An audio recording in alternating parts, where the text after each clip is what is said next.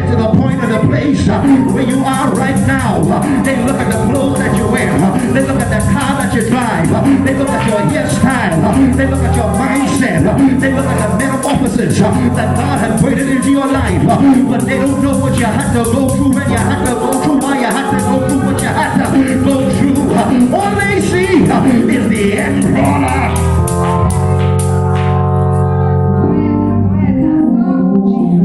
As we step terribly into this text is very confusing and very conflictful, because the end of the situation does not manifest in the text. What manifests in the text is the instruction and the impartation that God uses the prophet Isaiah to give now to his people. We only see the workmanship now of a prophet now in play, but we do not see the manifestation of his prophetic word. If you was to study the text from start to finish, Isaiah flips the script and he goes into prophesying the coming now of Jesus Christ.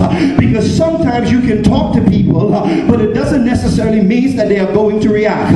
Sometimes you can talk to people, but it doesn't mean that they're going to receive, perceive, and conceive anything that you're trying to birth down on the inside of them. So sometimes you got to realize it's only your job to plant a seed, but you got to leave it to God to send somebody else to water, and you got to believe it to God to send somebody else to help the increase in that person's life. I feel like preaching to somebody, because when you step into the text, you see is Ahaz now. He's receiving an instruction now from the Lord, but for whatever reason he has a perceptibility problem. His problem is that of disobedience. Now I want to take you into the ministry of Ahaz.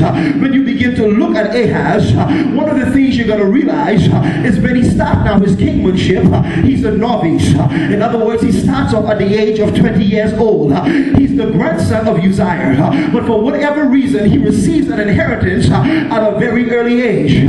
Oh great God, how many of us we wish that God had birthed us out into the kingdom from we was 14, from we was 13. We wish that we was into the sanctuary lifting up holy hands, giving him the praise and just giving him the glory. I don't know about you, but I wish I was saved from I was 9. I always tell folks, if I was saved from I was 9, you know how far I would have been, because I come to realize after experiencing salvation that the fear of the Lord, it is the beginning of wisdom. And until you know God, until you walk with God, until you had some kind of contact with God, until you see God in a very supernatural way, it means that you're dumbfounded.